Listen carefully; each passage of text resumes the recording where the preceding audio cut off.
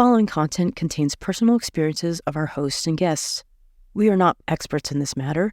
We encourage challenging conversations with others and to achieve healing from our childhood. We hope to connect and allow a safe space to have an open discussion. It is not intended as a substitute for the advice of a qualified professional, diagnosis, or treatment. Even better. Oh my god. You opened your mouth. I know. Oh. Your mom's watching. Shame. Shame. Shame right there. Actually, we should start off with this. The hiya. Yeah. Shame. Shame. Okay.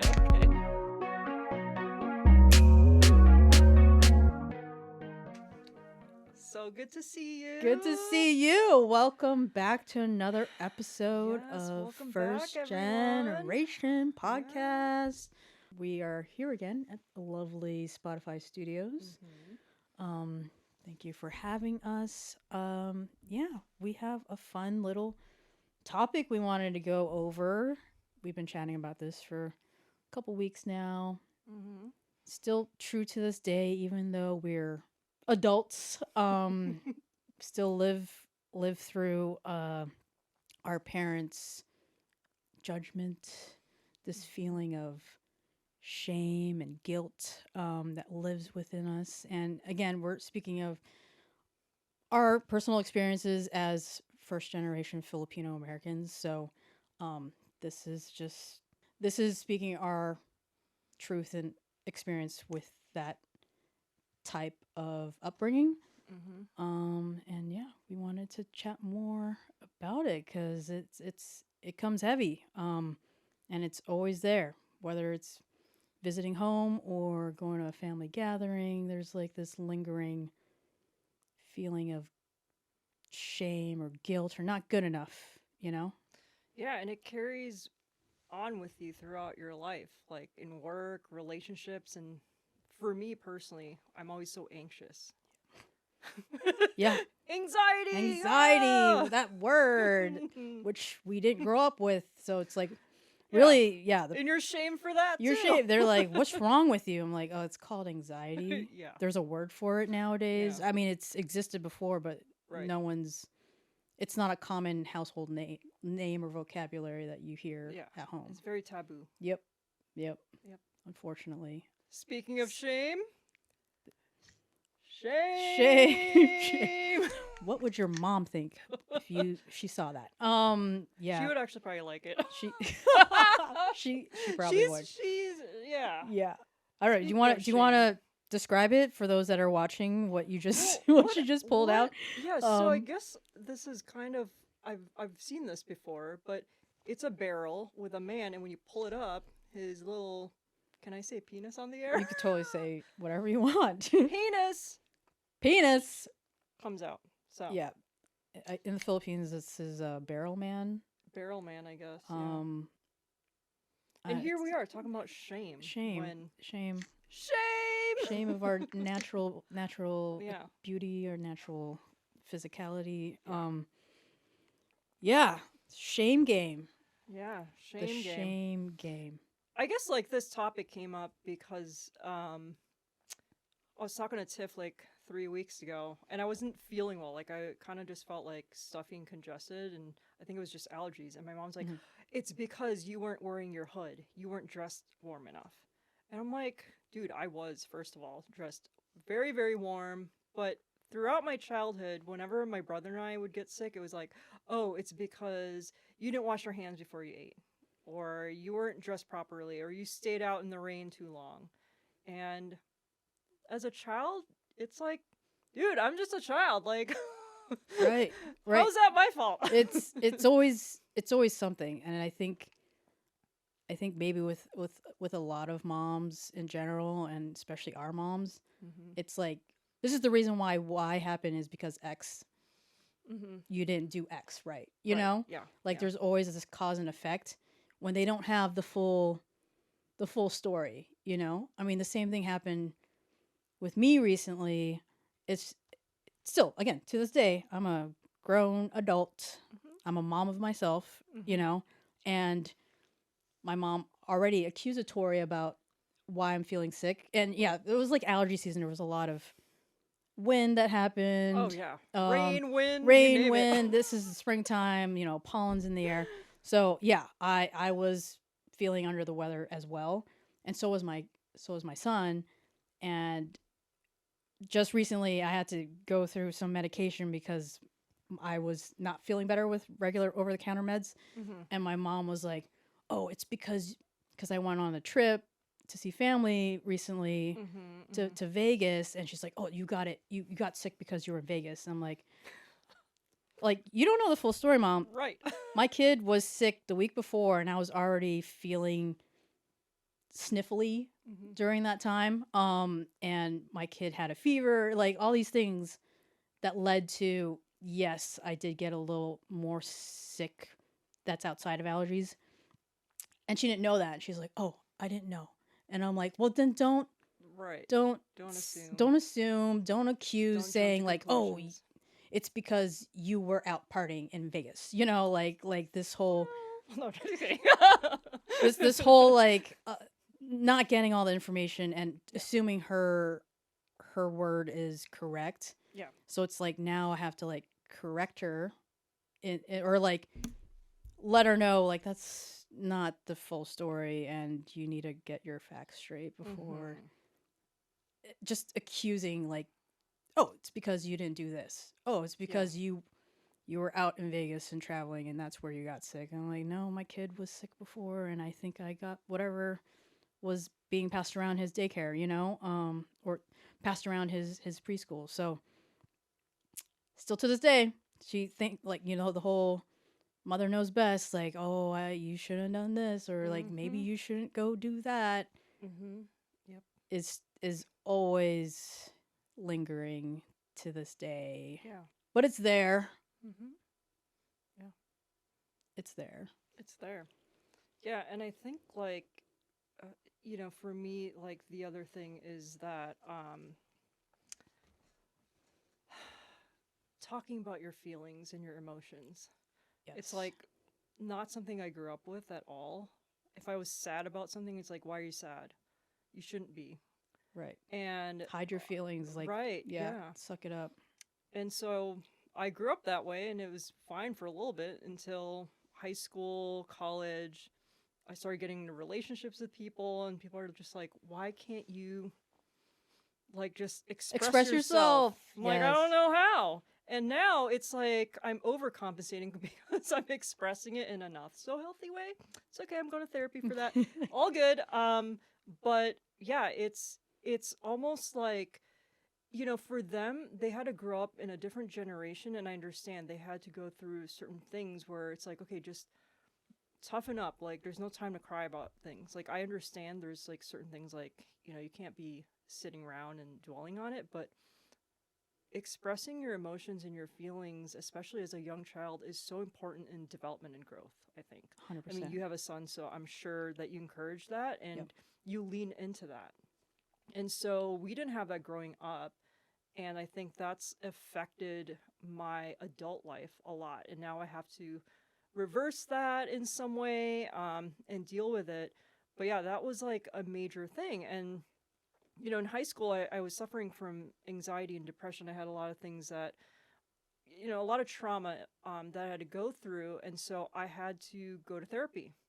And that was a very taboo subject. And thankfully, my brother encouraged my mom and talked to her and said, hey, like, mental health is just as important as physical health. And she just didn't understand. So She's like, good. she didn't know what like depression was, anxiety, and I had to go on medication. And she was just like, no, this is like not real. Like, there's nothing Right. wrong There's with nothing her. wrong with you, right? Right, Like, there's yeah. the denial. The that denial. you're fine. You're fine. Yeah. You'll get over it, right? Yeah, you'll get over it. Just like we had to go through Hardship. Hard hardship. times. We got over it. So I mean, eventually she learned to understand and she is more understanding now. But imagine when you're like 15, 16 and you're not well developed, you're not mature yet, and you're getting like, all these conflicting views on mental health. So that was like something that I struggled with a lot. But even now, when I'm sad, she's like, Why are you sad? Right. Right. Yeah. Yeah. Everything's fine. Everything's like Yeah. this facade of trying to be like everything's all right. This picture perfect, outlook of like people seeing our family or just seeing, oh, you have such a beautiful family. Everything's so great. And then I'm like, it's not the full story, Yeah. I mean, it's pride. Like, our family is very prideful, and pride is a good thing, I think. But also, it's like, to your point, oh, like, we want to, like, make ourselves look impressive towards everyone and perfect. Right. Um, Which is not, yeah, it's not everyone true. has Everyone problems. has things, and Mhm. it's like this whole making someone proud. I don't know. I feel like I always go back to this, like Mulan, the Disney movie, the cartoon version was always one of my favorites growing up. Where it's like making your ancestors proud was like one of the things, and that's generational. Where um, bring honor to us all was the thing for ancestors, and it's like all our previous generations before us, our grandparents, like everyone going way back is like on our shoulders, and like we're carrying all this into our current life and then to the next generation. It's it's a I feel is a heavy burden that this is why I'm very cognizant of how I'm raising my kid too, is just like the cycle to be aware of and unpack whatever that generational baggage that was from before us. And I am trying to connect with my mom in a way to understand where she's coming from, Yeah. but it's also it's a two-way street. Like it's Yep. very one way right now where she gets very guarded. Yeah. um and like one time I brought up um just how overprotective she was, and she does this with my kid too, and which I talk to her about as much as I can. I'm like, hey, this is not how I want to raise him. Or like I asked her, like, is this how you were brought up? Like, what was it back then in the Philippines that you've experienced of why you're so protective, And then she actually flipped it to being here in America. She was like, "Oh no, it's not whatever happened in the Philippines. It's everything on the news." Like she's very listens to the news. Like that is like her blueprint or Bible to everything. It's like, and that's why she always has these crazy ideas of like, oh, don't go hiking at night. You might get attacked by a mountain lion, or like hearing just these one-off stories that Yeah. won't happen to everyone. Unfortunately, it does happen, yes. But she thinks it's gonna all these terrible things will happen to me. Yeah. And I get it. It's great that she's protective, but it's just overbearing, and she didn't open up to whether it is something of her family dynamic that I'm still trying to learn from her that she's not expressing. And I hear, I could easily talk to like your mom or one of the other uncles, aunties about our family history, because it's just more opening up, and like you said, tying everything back, talking about feelings, unpacking these things is not an easy thing, and it's not an easy thing for me either. And I'm sure it's not easy for my mom to express. Yes, I'm sure there was trauma back then that she hasn't unpacked herself. Yeah.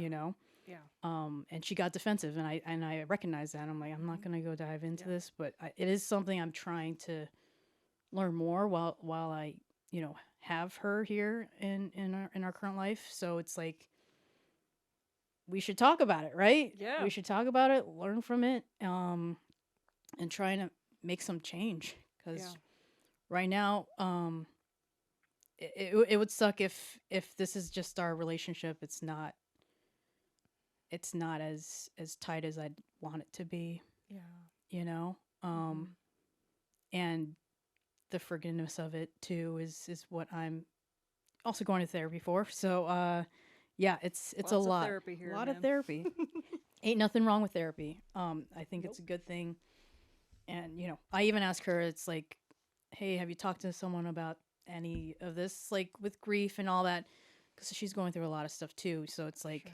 Yeah. a lot to unpack, and you need to talk to someone professional to hopefully give some advice for mental health. And like, it's so great that Kuya Mark advocated for mental health, because it's in the word. It's still health. Yep. Yeah. Physical, mental, like it's our body, it's our being that needs some healing. You Yeah. know. Well, So one affects the other. So like mental health right, affects your physical health. Your physical health mind, affects your body, yeah, mind, body, soul. body, spirit. Yep. Yeah. It's all connected.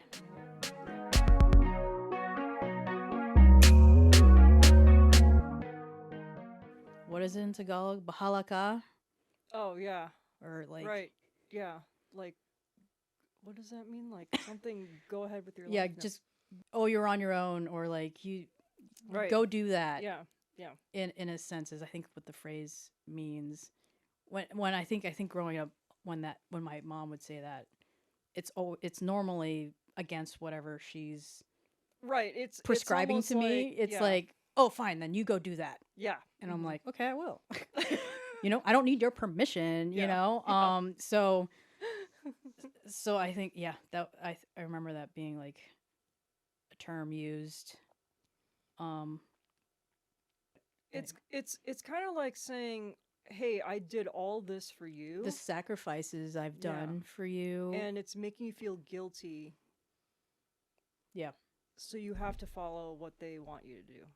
Right. Is that an accurate statement? That sounds pretty accurate. I would say so. Yeah. And so I mean culturally, like if we think about just how Filipinos, like the family culture is like, yes, your parents like provide for you.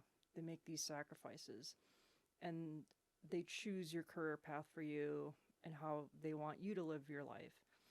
And if you go against that, it's like saying, "Oh, well, I did all this for you." So it's like, you know, I did like so you have to follow what we say almost, I think. Maybe I'm not No, it's translating like correctly, it's but kind of like the wasted effort they put, and yeah. then we drop the ball. You know what I'm Yes. saying? Okay, that's mhm. And with that, there's a term, this cultural value within the Filipino culture. It's called Utang na loob, which translates to depth of gratitude. And this refers to a reciprocity that's, doing what's good for the collective. Doesn't matter if it's your individual, passion or what you really want to do. It's like, is this good for the family, essentially? Yeah. And I know with me, similar to your upbringing as well, it's like, and a lot of other Filipino Americans that I've chatted with, as our parents wanted us to become doctors, and uh, and it's not even for the collective of like making people feel better, or like Or for helping people. It's for money. It's like, oh, there's a lot of money. The investment to this career path is gonna be very good and reflective on them. Like, oh, I have a doctor in the family now. Oh, yeah. That's It's why like, your sister she's like, "Oh, she's a doctor." she's in a the doctor. family." She's a doctor Yeah. in the family. Yeah. She followed that path. Whereas for me, yes, they've ingrained it to me.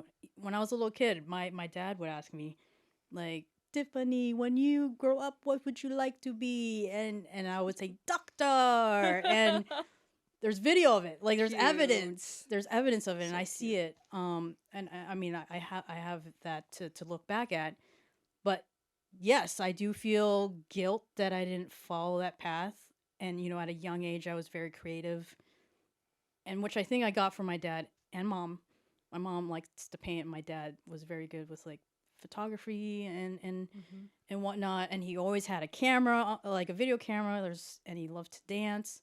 So like I kind of felt like that was like my niche that I grew well acquainted with growing up, making home movies. You know, you've seen the silly stuff that we've created Yeah. a long time ago. And, you know, that in high school, that's where it became like, okay, now I need to pick a career path because the private school that my parents worked so hard to have us enrolled in, which is very pricey. And when I found out how much they were paying, it was almost like college. I was like, "What? Yeah. We're going here?" So this private high school that my sister and I went to, they had two different programs. There was the medical program and the media program, and I literally wrote because I had to apply. 8th grade had to apply to either one, and I wrote for both. I was like, it became to like, which one am I going to turn in, you know, and I was freaking out. It's like, okay, if I choose the medical field, I'm going to make my parents proud. Like, this is what they wanted me to do. I don't really have a full passion for it, but here's this media program where I can learn production, I can learn editing, I can learn video production, all that stuff. And at that time, I wanted to be an animator. I love Disney. So it's just like, this is where I wanted to go. And I don't know. I guess I prayed about it. I'm not sure. But I went with media. I stuck with media. And ever since then, that has become a little chip on my shoulder going into college where I still pursued that. And I think my parents were still trying to say, oh, maybe she'll change her mind. She might change her major. But I stuck with it. And here I am today, you know, doing what I love and Nice. enjoying it. But it was a struggle because that guilt and shame of not choosing the right career path from an early age, you know, it killed me. It killed me. And you know, yeah, I'm just gonna share this here, but like, yeah, my dad at one point gave like a little jab of an article. A lot of times he would just email me stuff, but one of them was like top 10 majors that your child shouldn't go or do, and film industry was one of them, and that was like, oh, he's just keeps jabbing like you picked the wrong choice, like you're not making enough money, which, you know, during his declining days, like I've accepted that. That actually made me push harder to pursue the career I wanted, Mm-hmm. to like prove people wrong. Like, hey, I can do this. I want to do this, and I'm going to make a living off of this, you Mm-hmm. know, and support myself. And so I just kept pushing, and I think that word that emotional support that I didn't get from my parents with the career path kind of, you know, lit a fire under my ass to like, hey, you can't fail. I told myself I can't fail. Got to start, you know, made sure Mm-hmm. I had enough side hustles or jobs to like support myself when I moved out, you know. Um, but in the end, I got the resolution where it's like I thanked him for pushing me so hard, even though it wasn't the path that they really wanted me to do. It's Mm-hmm. like, Yeah. thank you for pushing me to get to where I am today, despite going against their ideal career choice, you know. Mm-hmm. And so I got closure there, and one of the things I also like I hold to my heart is like one time I invited them to like a screening of one of the films I worked on, and you know, for me, like, oh, name on a credit, so cool. But he saw and he actually told me like how proud he was of me to just stick to the path, Mm-hmm. you know, and that kind of gave me closure. I'm like, okay, he recognizes the effort I've been pushing for all this time. That yeah, uh, this is what I love to do, and I found a place that I can make a living off of it. So that was nice to look back at and be like, okay, this isn't for nothing, but it wasn't easy. You know, I've held that guilt for such a long time, and it took a long time to recognize, like, yeah, that helped me push me to be the person I am today. you know? Yeah. Yeah. So just keep pursuing your dreams, whatever it may be, because, yeah, life is short. Yeah. Yeah. Well, I mean, I think, you know, I think that's great that eventually it came to a point where they recognized, like, hey, like, this is what makes her happy, and that they were proud of you. But the struggle to get The there, struggle, the years the of years struggle. of agony, and I like, mean, am I, yeah, you doubt yourself. right. There's And moments of darkness. it's that pressure of you can't fail. Yeah. And I think that's why my brother and I are such overachievers. As a child, I was always very confused, and in Minnesota, there weren't like a lot of like options. I guess like growing up for them, there weren't a lot of options, and now like the job market, like there's so many things that you can do, and make good money, and it doesn't have to be a 9 to 5 job. But yeah, much like you, for me, it was I was gonna be a doctor, and in elementary school, we did not go to a very good elementary school. It was in a very bad neighborhood. And the only reason my brother and I were able to go to a really good high school, one of the best high schools in the Twin Cities, is because we were smart. We got scholarships. And my mom saw kind of just like the neighborhood that we were in. It wasn't great, and there wasn't a lot of opportunity, and kids were dropping out of school, and their gangs and drugs and things. So I'm grateful that she encouraged us to go to a really good private school that got me into a really good college. But with that, it was like the pressure of you can't fail. Mm-hmm. You got into like a really great school, you're going to go to a good college.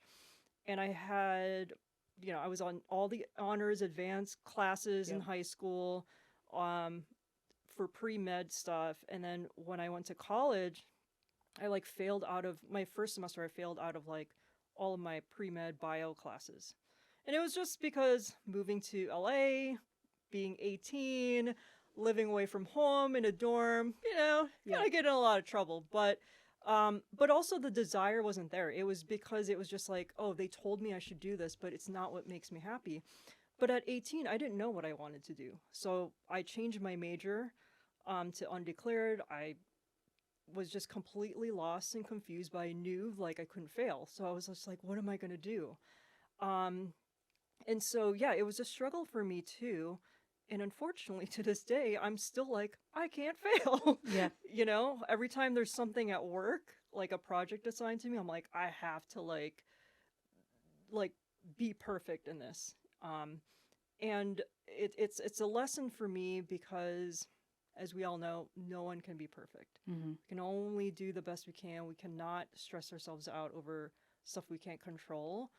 But that's the thing. She always made it seem like you can control everything and you can achieve anything. And it's nice and encouraging, but it's also like that's not the reality. That's not the world that we live There's in. curveballs that come your way too. Yeah. And as you know, like I've changed my career a handful of times. I became a licensed esthetician. I run my own small business for that, and then I went back into entertainment. Now I'm in finance, and and that's a thing. Like the one thing my parents did do a good job of was that they wanted us to be like the jack of all trades. So my brother and I are very skilled in a lot of things.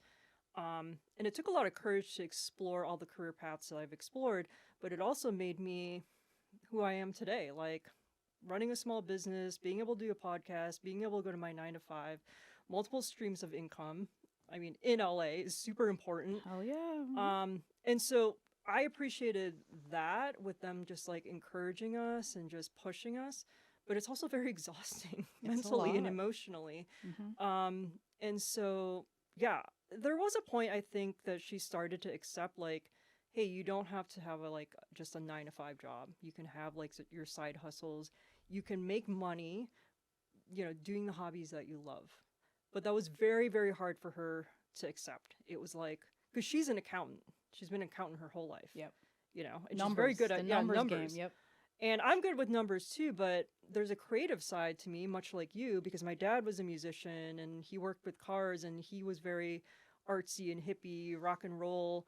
So I got the blend of both worlds, and that's why I can have that creative side, but I'm also very buttoned up when I need to be professional, and I do very well in my job. So I think that mix, I always thought, like, who am I? Because I have two parents that are like opposites.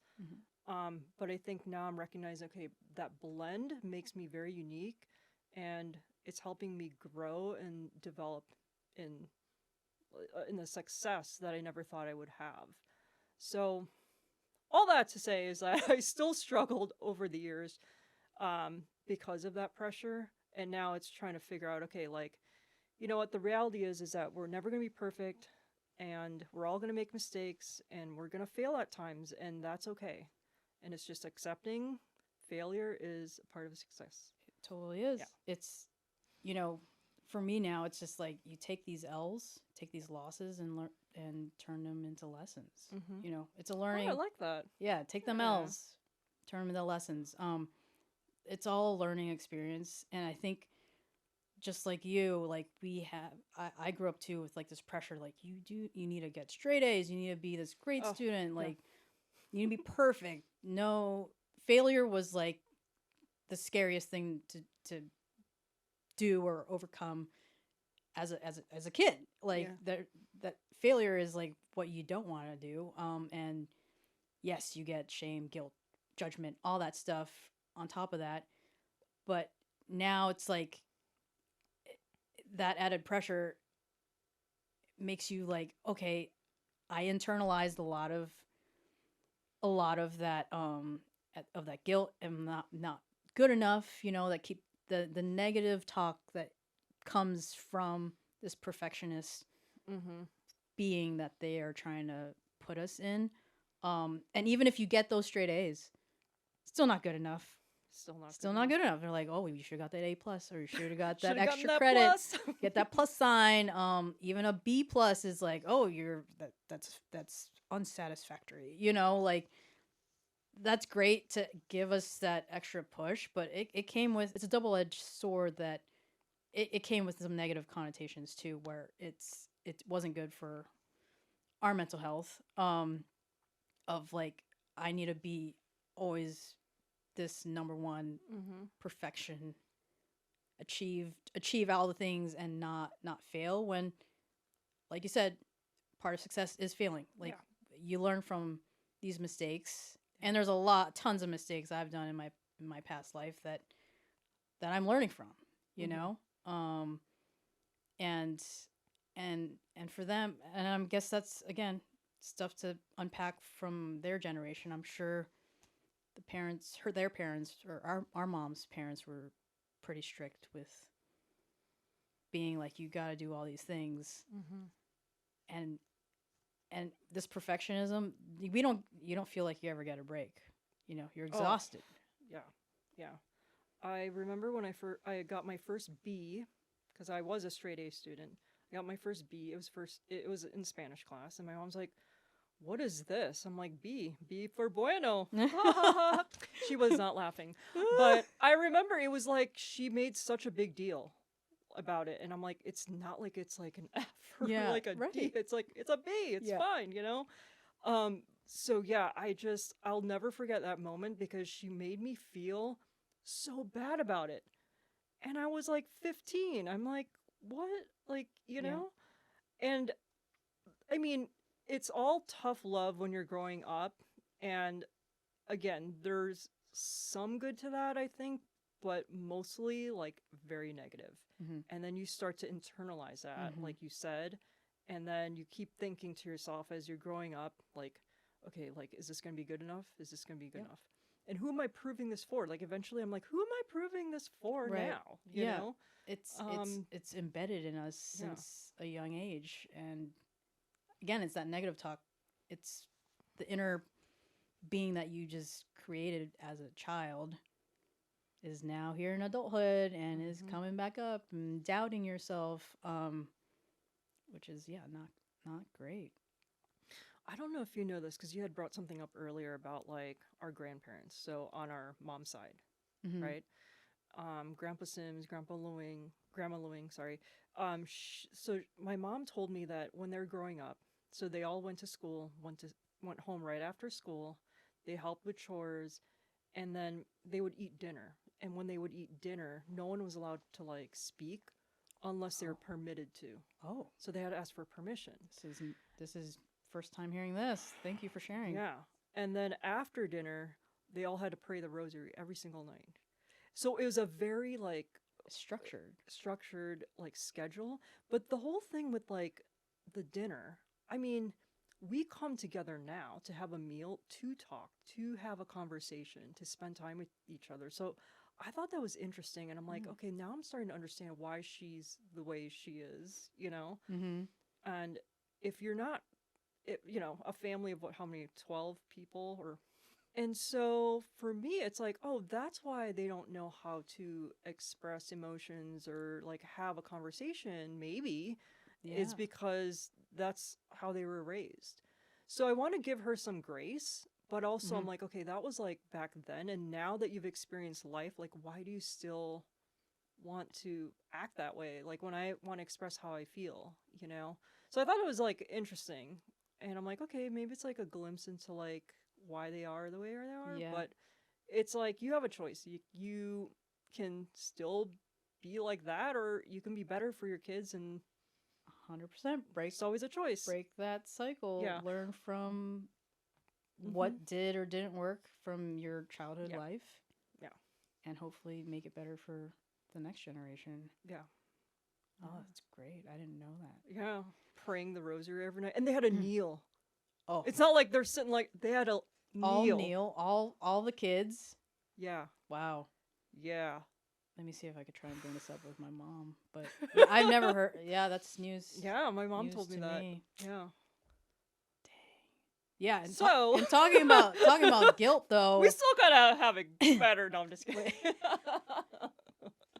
we're lucky in that sense. But like now, talking about guilt and prayer. Oh man. We were raised very Catholic. In my adult life, I stopped going to church, and that's another extra guilt and shame from my mom. She knows now that I don't practice as much, or she doesn't acknowledge it, but she doesn't push it as much. Mm-hmm. Before, she used to text me like, "Did you go to church on Sunday? Did you go to church? Did you go to mass? How's mass?" Like trying to ask me and trying to get information. And my mom does ask like 21 questions in one text. So for me, when she does that, I just answer yes, and it could be yes to any of those questions. But I'm like, maybe next time, don't ask me 21 questions, and I will answer. I will actually have a conversation with you instead of like, how are you? What did you do today?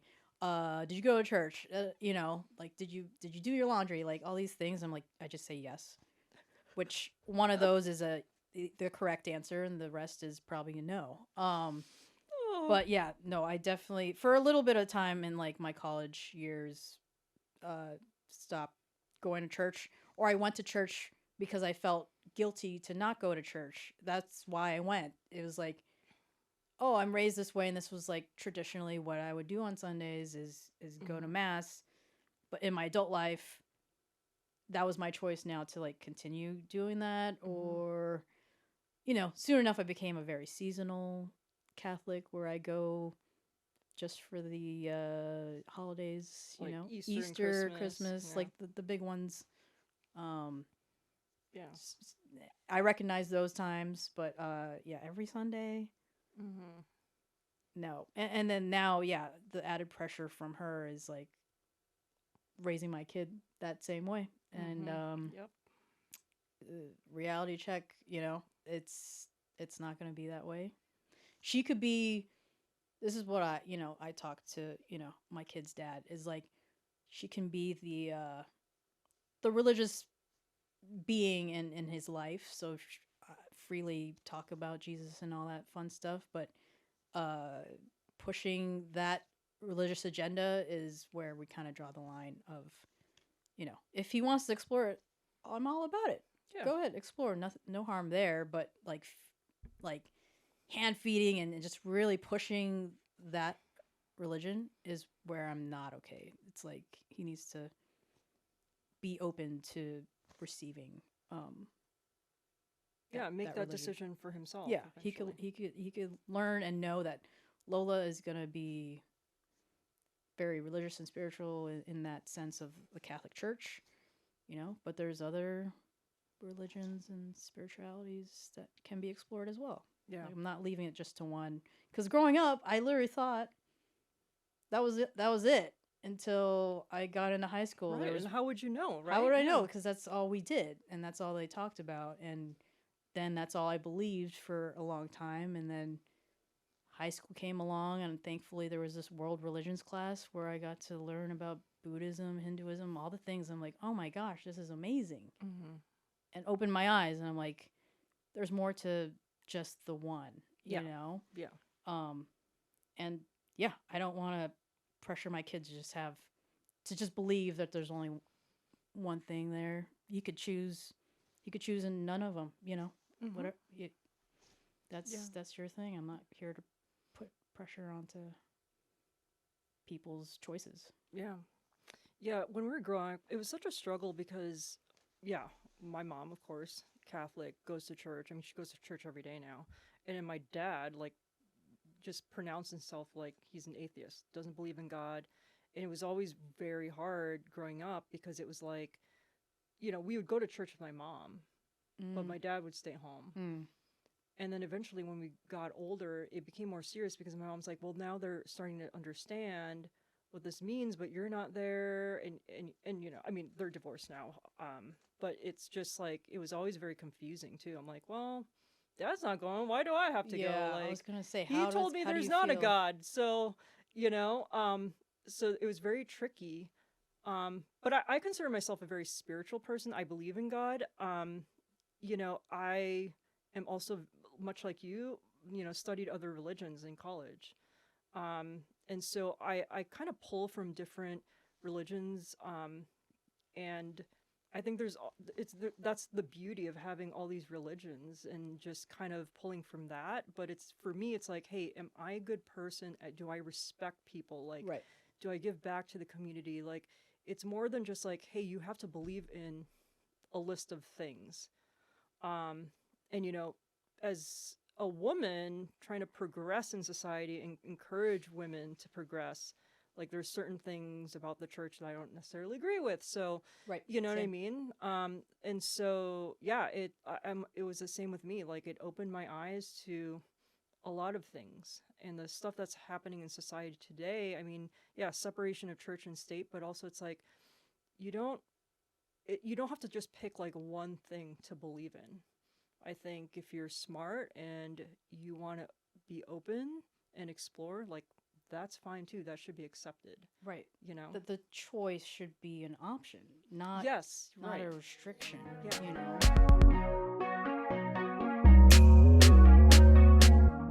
I mean, we're not going to get political. Yeah, on this no, show, I'm not going to political. But, just like kind of giving you guys a view of like, we were raised like to believe just this. Mm-hmm. And if you don't, it's like, you're a bad person. You're not going to go to heaven. Right. This whole, you're just pray, Tiffany. Just pray. Just keep praying. I just got to keep praying, guys. That's what I need to do. Prayer's so powerful. I'm not mocking it. I'm not mocking it either. Prayer is powerful. I think prayer is powerful. I just think it's not the solution to everything. It's not the solution. It's not like the solution to everything. That's the advice I get from my mom. Is like, you just need to pray more. She sends me things like she knows I'm going through some hardships, and she's like, here's a great prayer. Pray this. I'm like, thanks, Mom. And it's nice. She's concerned, but there's prayer, and there's also the effort and work you need to go towards healing and all these other things on top of that. So it's not the answer to all. It's not a knock on prayer. Prayer is powerful.